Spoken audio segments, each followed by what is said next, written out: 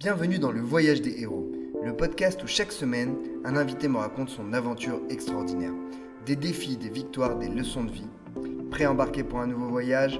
C'est parti. Aujourd'hui, notre premier invité, c'est Bekir, alias le tonton DCM, qui porte la casquette de community manager, mais qui est à la fois formateur et coach en social media. À toi Bekir, raconte-nous ton histoire. Bonjour à tous et à tous. Merci d'abord pour l'invitation, Mohamed, et au plaisir de pouvoir raconter donc le voyage ou les voyages de Bekir. Donc moi, je me présente Bekir, comme l'a dit Mohamed, alias le tonton des CM. Donc j'ai la casquette de community manager, mais aujourd'hui, je suis plus concentré et focus sur la partie formation, accompagnement et coaching des entreprises que j'accompagne régulièrement sur leur stratégie social média, à la mise en place ou le retravail de leur stratégie social média pour que derrière, ils puissent mettre en pratique tout ce qu'on voit et réussir et devenir, pourquoi pas, les futurs Mark Zuckerberg et Steve Jobs des réseaux sociaux. Donc, moi, pour ma part, je suis quelqu'un qui a une histoire incroyable. Pourquoi ? Parce que vous n'allez pas... Je pense que vous allez voir au fur et à mesure que je vais raconter mon histoire qu'il y a des incohérences aujourd'hui avec ce que je suis et ce que j'étais auparavant. Donc moi, étant très très jeune, enfant, étant en primaire au collège, j'étais un ancien timide. Oui, vous allez me dire, mais ce n'est pas un ancien timide. Si, j'ai vraiment été un ancien timide parce que mes seuls amis au monde, avant en tout cas, c'était mes livres dans ma chambre. J'étais complètement fermé dans ma bulle. Donc, j'étais dans le monde des bisounours. Donc, j'étais dans un autre monde complètement différent, que ce soit à l'école ou chez moi, dans ma chambre. C'était mes livres, et en particulier mes livres d'Agatha Christie, où j'ai eu la chance de pouvoir lire tous les bouquins d'Agatha Christie, parce que je suis un grand fan, comme vous le savez. Et en fait, ce qui s'est passé avec le temps, cette timidité est partie, mais ça a pris énormément de temps. Il ne faut pas oublier une chose, c'est qu'en plus de cette timidité, j'ai aussi eu une problématique de bégaiement très jeune, à l'âge de 10 ans. Et donc forcément, ce bégaiement et cette timidité, ça a fait un mix. Ils se sont rassemblés et du coup, ça a créé forcément une peur chez moi. Par contre, arrivé au lycée, en première, bizarrement, en rencontrant du monde, je me suis rendu compte qu'il était peut-être temps de laisser tomber cette timidité et d'aller vers les gens.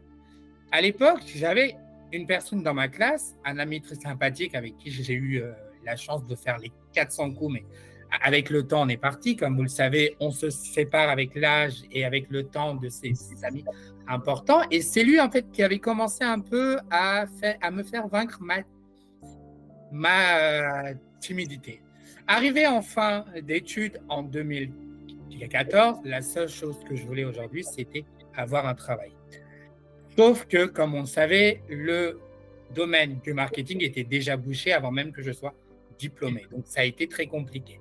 En 2015, j'ai commencé un peu à voir énormément au niveau, c'est-à-dire au lieu d'être dans le côté positif, je voyais toujours le négatif.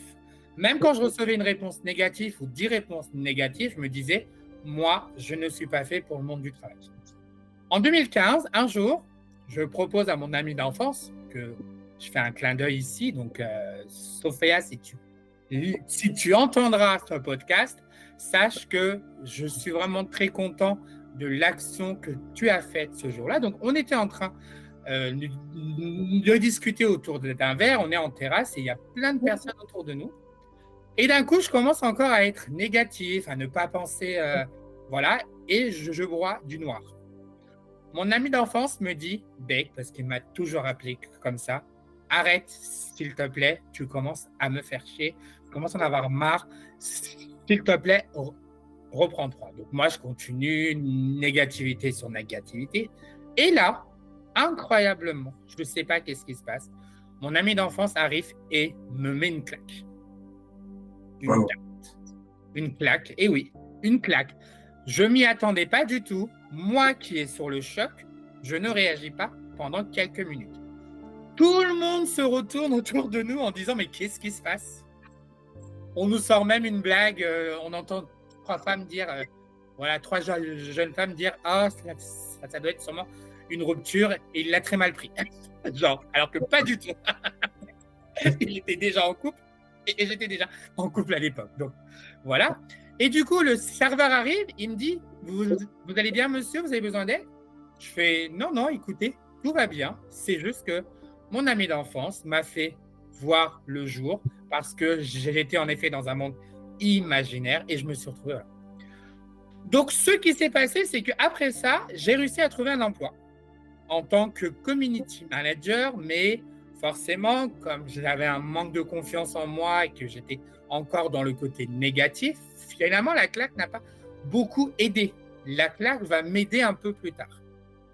Je continue, toujours dans la négativité. Et là, à un moment, je me dis que je me rappelle de la claque que j'avais eue en 2015. Et je me rappelle les propos que mon ami d'enfance m'avait dit au moment où la claque est arrivée et ce que les gens pensaient autour de moi. Donc, j'ai commencé à rigoler en disant, mais vraiment, c'était une rupture. Comment je l'aurais vécu, quoi. Et finalement, ce n'était pas une rupture, mais c'était une amitié. Parce que le problème, c'est que à ce moment-là, les gens me disent, est-ce que tu es encore ami avec ce démon?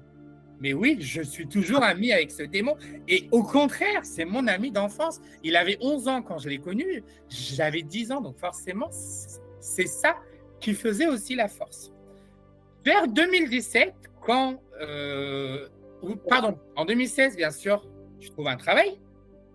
Sauf que il y a aussi quelque chose qui ne me plaît pas dans le monde du travail, c'est le fait qu'on te case dans des cases. Et ça, c'est quelque chose que je déteste parce que moi, je suis quelqu'un de multitâche et je n'ai pas forcément envie, comme on dit, d'être mis dans une case ou plusieurs cases ou de raconter ma vie privée puisque c'est ça qu'il faut faire quand on intègre une entreprise.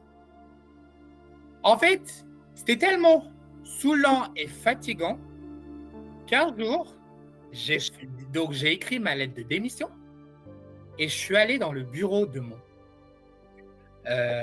mon ancien big boss avec ma responsable. J'ai dit, tu viens aussi parce que j'ai aussi 2 mots à dire pour toi. J'ai donné ma lettre de démission juste en face. Il m'a regardé, il a dit, c'est quoi ça? J'ai fait, je démissionne. Je n'ai plus envie de travailler au sein de ton entreprise. Il me dit pourquoi, donc je l'explique et tout, voilà. Donc, il commence à me parler de son parcours étant jeune, mais moi, ma décision, elle est prise. Et avant de sortir, je fais, est-ce que j'ai le droit de te dire tes 4 vérités en face? Wow. Il me dit, allez, de toute façon, on n'est pas encore 12h30, de toute façon, on ira manger après si tu veux. Et en plus, il m'invite à manger après, donc c'est pire. Donc, je lui dis, c'est la 4 vérités en disant, bah, tu es quelqu'un de très grossier. Tu n'es pas professionnel. Quand tu fais quelque chose, il n'y a que l'argent qui compte pour toi. Tu es quelqu'un de très sale. Pourquoi? Parce que tu as un chien et tu ne prends même pas soin de ton chien. Ton bureau, il est tellement sale que forcément, voilà. Et la dernière vérité, bon, ce n'est pas très méchant, mais certaines personnes pourraient penser qu'en effet, c'est quelque chose de très méchant. Et à la fin, je lui dis sa 4e vérité en disant je serai toi, j'arrêterai d'exercer ce métier parce qu'il n'est pas fait pour toi. Voilà, donc. Et là, il me dit, tu sais quoi, je t'offre le repas de midi.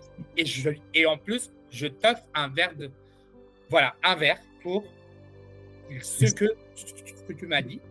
Et là, il sort, donc on sort de son bureau. Il fait passer un message en disant, vous savez quoi, prenez exemple sur Bekir. Il a mis ses couilles sur la table et il m'a dit mes 4 vérités. Et là, tout le monde autour de moi en disant, mais comment Bekir, il peut faire ça, Bekir, il n'est pas de ce genre et tout. Voilà.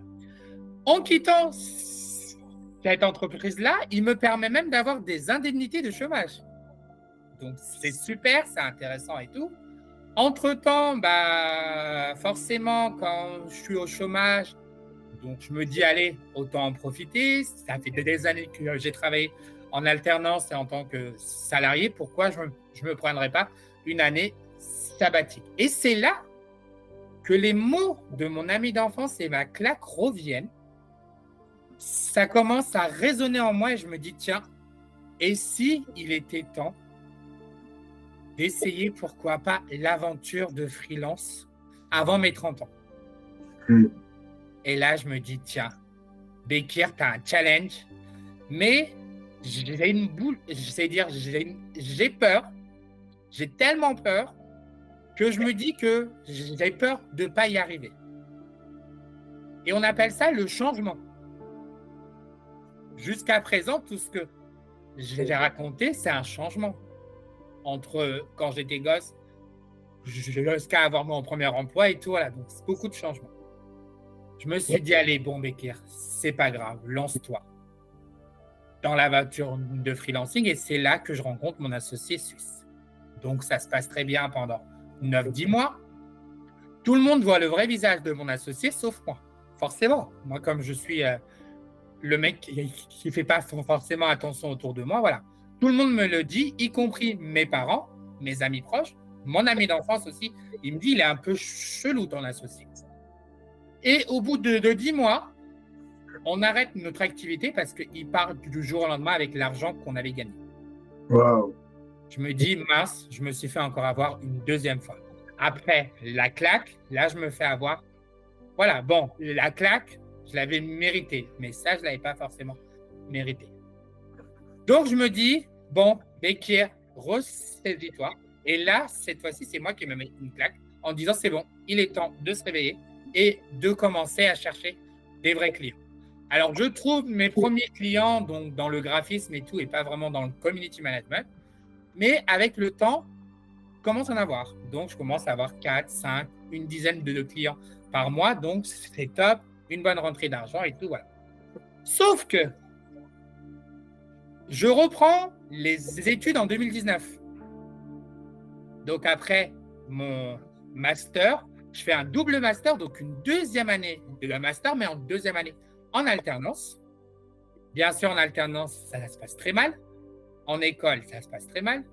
Et au final, je me dis, mais en fait, je n'aurais pas dû faire cette école-là, puisque c'était juste pour valider mes acquis, mes connaissances, mes compétences et mon savoir-faire dans le métier de community manager. Bon, après, je ne regrette pas.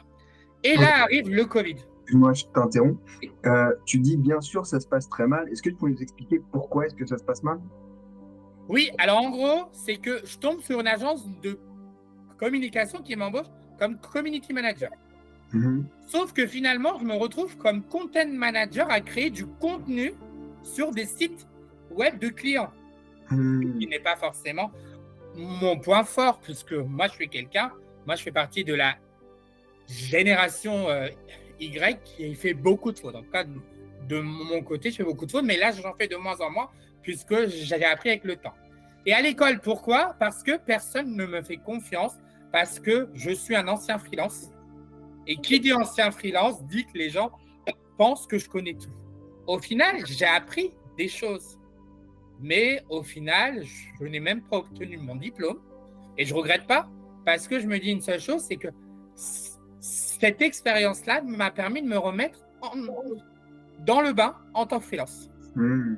Sauf qu'au moment où je finis mon alternance et mes études, le Covid arrive. Forcément, on ne s'y attend pas. On ne se dit pas, il est en Chine, en 24 heures, il va arriver en France. Eh bien, comme quoi, il peut arriver. Il se passe quoi? 95% de mon activité de community manager disparaît au moment où Macron fait son annonce en disant on va être enfermé 3 semaines. Et là, je me dis, mince, le Bekir qui a enfin eu confiance en lui, j'ai peur de retomber et de refaire sortir l'ancien Bekir. Et là, qu'est-ce que j'apprends? Et ça, je pense que tu seras d'accord avec moi, Mohamed, la richesse de LinkedIn. Ouais. La richesse de ce réseau social. C'est là qu'en fait, je me dis, heureusement que j'ai commencé à créer du contenu sur LinkedIn. Pourquoi? Parce que c'est grâce à ce réseau social-là que j'ai réussi aujourd'hui où j'en suis et j'ai réussi à m'épanouir. Donc, qu'est-ce qui s'est passé? Certaines personnes de ma communauté m'ont proposé leur aide. J'ai eu des coachings gratuitement. J'ai eu des vidéos. On m'a dit, fais une vidéo, tu la tournes, nous, on te la monte après. On m'a fait participer à une masterclass. Et j'ai même une ancienne amie, parce que je dis bien ancienne, puisqu'on n'est plus en contact, qui m'a dit: pourquoi tu ne deviendrais pas formateur? Elle me dit: tu as un savoir-faire incroyable. Tu partages ton savoir-faire à travers des articles de blog, des livres blancs, parce que oui, je suis quelqu'un qui écrit énormément, voilà, depuis tout petit, mais l'écriture sur le web, c'est que depuis 2010. Voilà.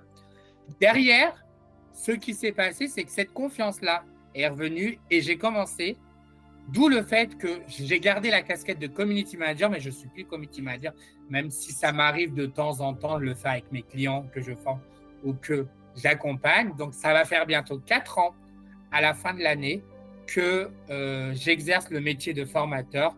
Et depuis 1 ou 2 années, j'ai commencé à accompagner les gens sur les réseaux sociaux, comme je le disais, sur leur stratégie social media, où je les accompagne en fait de A à Z à avoir une meilleure stratégie sur LinkedIn ou Facebook ou Instagram et les autres réseaux sociaux. Donc, on parle encore du terme de changement. Donc, en fait, il y a eu un changement incroyable. Et c'est grâce à tous ces changements-là qu'aujourd'hui, je m'épanouis dans mes posts, dans mes articles de blog, dans mes livres blancs, dans mes lives, quand je fais des podcasts. En plus, là, j'en fais énormément depuis le mois de juillet, donc c'est vraiment intéressant. Et ce qui est encore mieux, c'est que j'ai décidé de repartir dans le changement. Parce que le problème, pour certaines personnes, ils vont me dire, le changement, c'est risqué. Oui, je sais, c'est risqué. Mais une fois que le changement est fait, on pourrait carrément raconter ce changement-là, comme je suis en train de le faire, sous forme de storytelling. Donc, je vais changer. À la rentrée, je crée une nouvelle activité. Donc, MyCMag va disparaître. Donc, oui, là, je te le dis vraiment parce que je ne l'ai pas annoncé encore. C'est la première fois que je te le dis. Je fais un petit teasing dans ce podcast-là en disant MyCMag va disparaître et va donner place à l'Académie des CM. Ok, super Becca. Est-ce que tu veux garder le secret autour de cette académie pour l'instant? Alors, je préfère garder le secret. Par contre, pour ceux et celles qui veulent suivre mes aventures, n'hésitez pas à me suivre sur LinkedIn parce qu'à partir du 16 août, il va y avoir énormément de posts qui vont expliquer le changement, pourquoi le changement, comment on a fait le changement, et après, éventuellement, si tout se passe bien, mi-septembre ou au plus tard fin septembre, début octobre, le nouveau site sera en ligne. Ok, merci Becker pour de nous avoir raconté ton histoire, de nous avoir raconté ton parcours et surtout de nous avoir raconté tous ces changements. Maintenant, ça va être une petite capsule storytelling que vous aurez chaque semaine. Donc, des petits éléments de storytelling qui vont vous aider, vous, auditeurs, à raconter votre histoire. Et aujourd'hui, j'ai eu la chance d'avoir Bekir qui est vraiment orienté sur le changement. Et c'est un des éléments les plus importants en storytelling.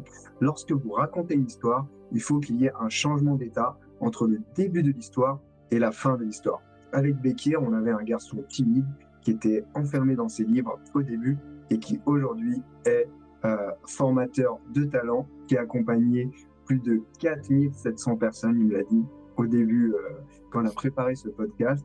Et donc imaginez un petit garçon timide qui aujourd'hui permet aux gens d'effectuer leur changement.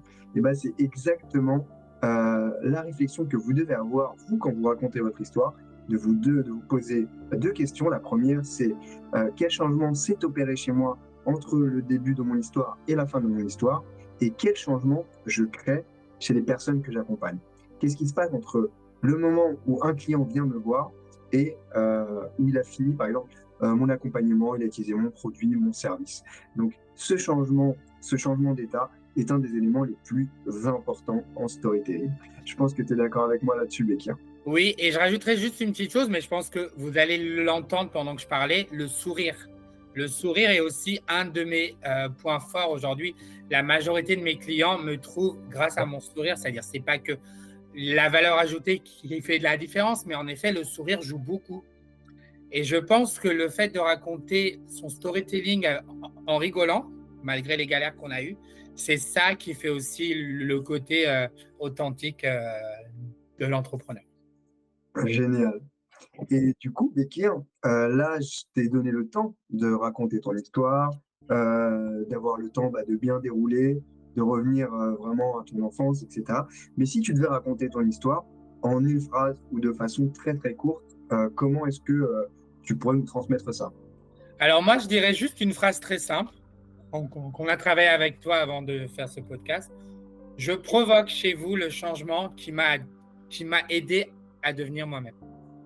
Waouh, Et c'est en effet, je pense que cette phrase-là résume toute mon histoire. extra. C'est top, Bekir. Et du coup, si on a envie de travailler avec toi, si on a envie de découvrir ton contenu, de lire ce que tu fais, où est-ce qu'on peut te retrouver? Alors, en attendant que mon nouveau site web arrive, donc il y a toujours mon site MyCMA qui est en ligne, mais bon, pas forcément d'actualité, mais rien ne vous empêche de vous faire une idée en fait aussi du personnage, mais aussi sur LinkedIn. Et pour MyCMA, vous pouvez aussi me retrouver sur Facebook, sur Instagram, sur X, sur TikTok et YouTube. Voilà, donc n'hésitez pas. Je pourrais aussi mettre tous mes liens URL en commentaire, donc ce sera avec plaisir pour pouvoir échanger avec moi. Et si vous avez besoin d'aide dans votre stratégie social media de A à Z, n'hésitez pas à venir me voir. On pourra en discuter avec plaisir. Eh ben super. Merci Bekir. Du coup, nous arrivons à la fin de ce premier épisode de ce podcast. J'ai été ravi de le faire avec toi et j'ai aussi été ravi de découvrir ton histoire parce que ça fait quelques temps que je te suis sur les réseaux sociaux et aujourd'hui, j'en ai appris encore plus sur toi. Et je trouve ça vraiment fantastique. Merci à toi de t'être ouvert et d'avoir partagé avec nous ton histoire et des choses qui remontent à très longtemps. Écoute, au plaisir. Et moi, je te remercie aussi de m'avoir permis de raconter mon histoire parce que je ne la raconte pas forcément dans mes posts, les gens ne savent pas. Et tu m'as permis de retomber dans la nostalgie, les années 90 et tout. Donc, c'était top le fait de pouvoir retomber en enfance, même si moi, j'ai gardé l'âme d'enfant. En tout cas, je te remercie beaucoup pour cette partie-là. Et en effet, on se suit depuis un moment. Et là, c'est l'occasion de découvrir qui je suis vraiment, puisqu'en effet, derrière une image de marque, il peut y avoir plein de choses qu'on ne sait pas forcément. Extra.